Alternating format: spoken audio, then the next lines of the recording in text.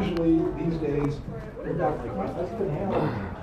Unless, of course, the crowd shows up and contests. But I can accommodate these Many condoms. Many condoms. Oh, yes, thank you. He has many condoms. Look at that. A drawer of many condoms. That's great for the condom in my wallet. In case I run over my light. Hi, how are you? Ladies and gentlemen, homeless ants, cross-eyed mosquitoes, and bow-legged ants, I'd like to welcome you to Sacred Clowns, the longest-running open mic poetry that we know in the known and unknown universe, as opposed to the unknown universe. Wait a minute, I said that, never mind. So, if I can have your kind attention. I will go through the standard announcements. Standard announcement number 1. This is the longest-running poetry open mic that we know of.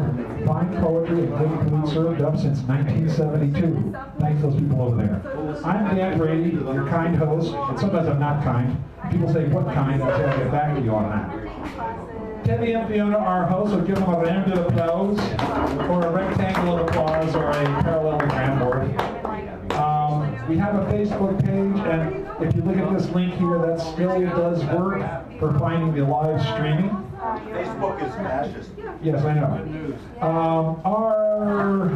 Tonight, Clara Sue is supposed to be the keynote, while Jane Redis here is the mini feature of the evening. Give her a here. And then, Too much food, thank you. this individual over here with the nice hat is our teacher. Can you wave your hand, give a round of applause? This young child over here shall hold court for a substantial amount of time. Child poet. Child prodigy.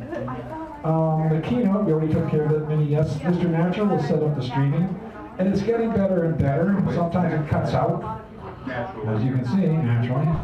The fabulous prizes, I'm just going to introduce a couple. If you like the collected essays of Virginia Woolf, volume 72. Volume 1 or 11, here it is. And then we have, In Sarah's Garden, Alice Rogoff, and then Jane Radis is also involved with this.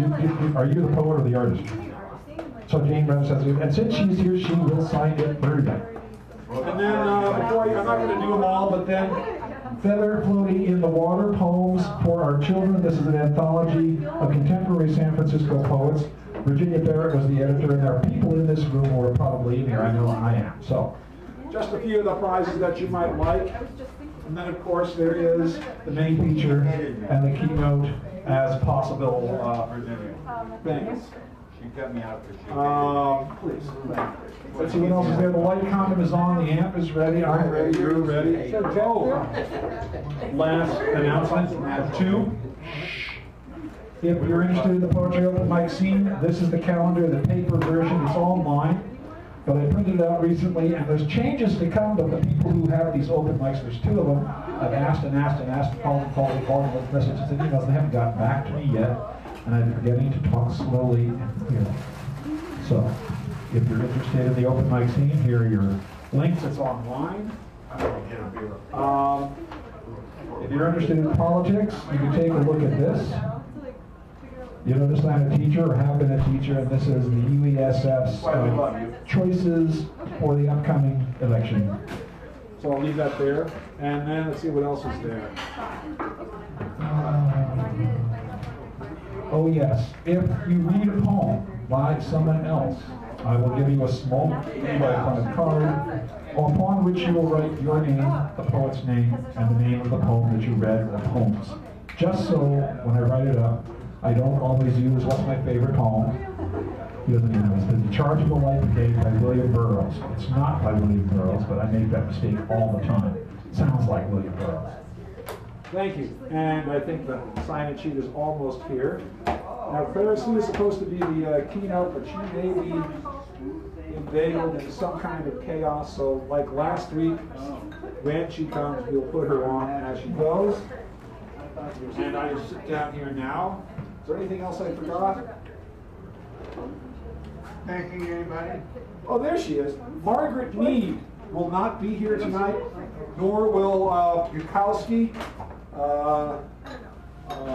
Horace Mann, Pavlov, who's still busy decomposing, and a set of others who said they played a trumpet. They had a trumpet quartet, which, you know, it was stellar, but I can't speak for it in any way, shape, form, since they're not here. Would you care to come up here and kick it off? Right on time. Yeah, you're right on time, but I didn't want to rush you in case.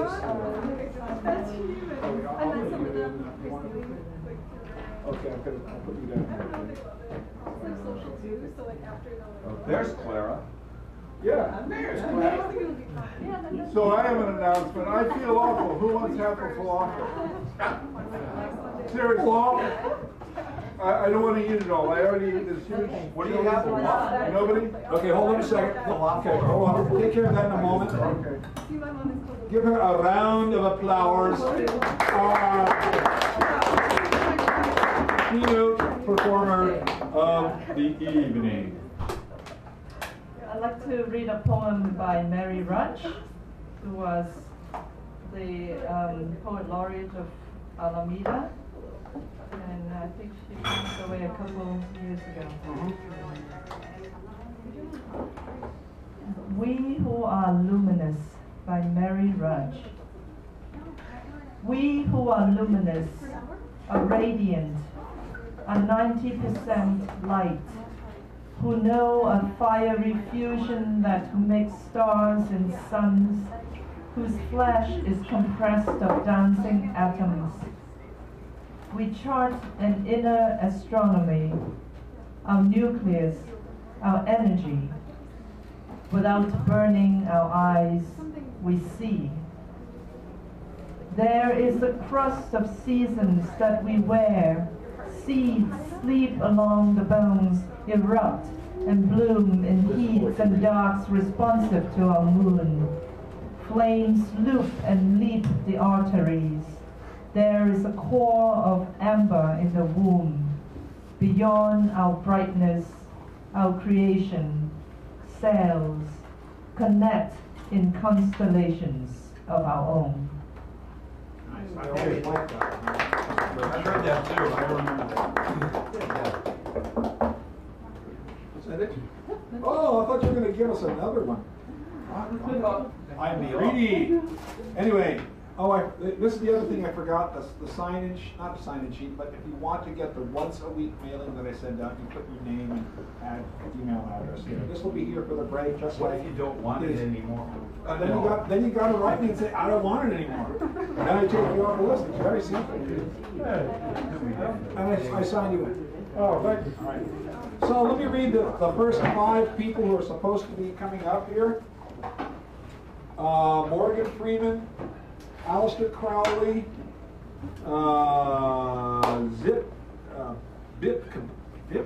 Zippity Doodah looks like a name. Zippity Doodah. Who said that? They knew. They had to know. And John Maynard Keynes. Thank you. Anyway, so they're not here, so we'll go to Sally Saunders. Sally, come on up here, please. Ignore my tomfoolery, even though I'm not Tom. John and I were just talking about Mary Rudge, and she was a great friend of Maggie Myers. And I had brought in this book of Maggie poems. Maggie was the founder of Bay Area Poets Coalition, and I have a treasure that I'd love to pass on to someone who might want it.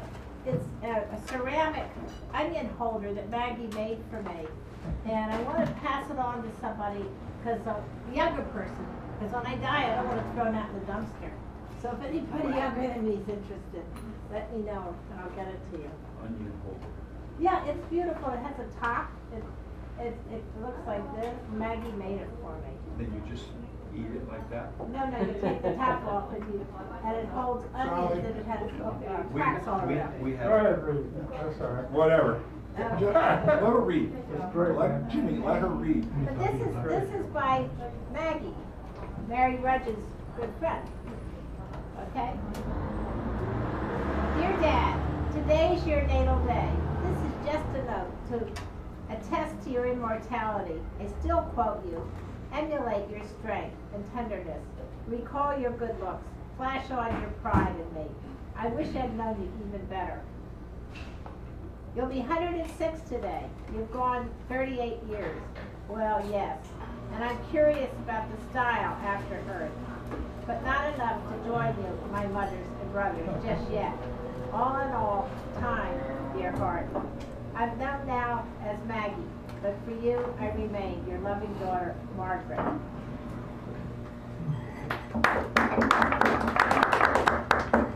How come?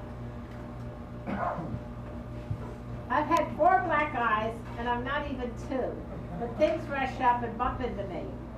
Like the day I climbed the stairs to the garage roof, and my daddy came, and I thought, wow, what a neat place to play catch me. And then there he was, nearly got me. So I flew, and next step was way down to the ground. My granddaddy tells me birds don't get black eyes, and I've got 2. She's the founder of Bay Area Poets Coalition. Marvelous woman. Marvelous woman. Oh,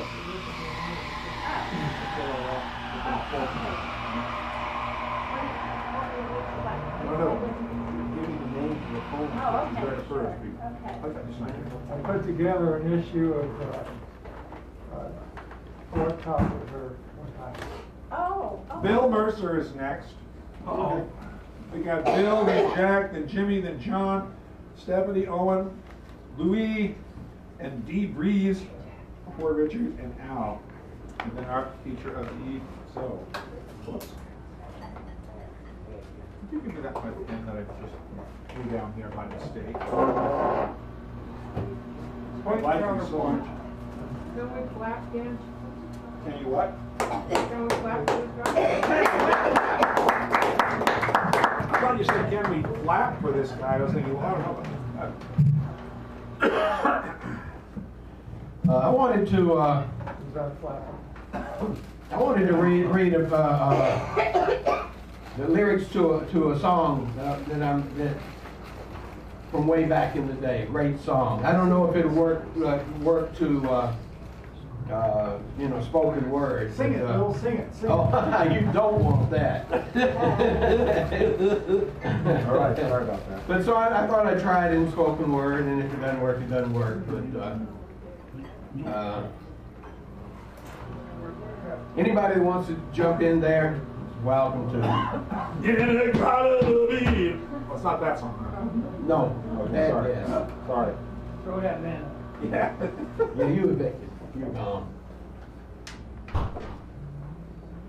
Busted flat in Baton Rouge, Oh, yeah. waiting for a train, feeling near as faded as my jeans.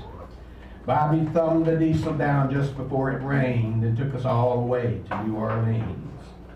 I pulled my harpoon out of my dirty red bandana, playing soft while Bobby sang the blues. Windshield wipers flat, yeah, you going along? Slapping time. I was holding Bobby's hand in mine. We sang every song that driver knew. Freedom's just another word for nothing left to lose.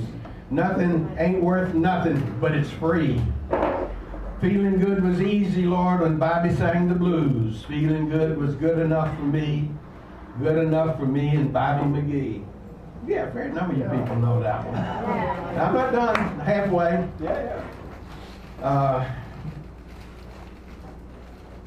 From the Kentucky coal mines to the California sun, Bobby shared the secret of my soul.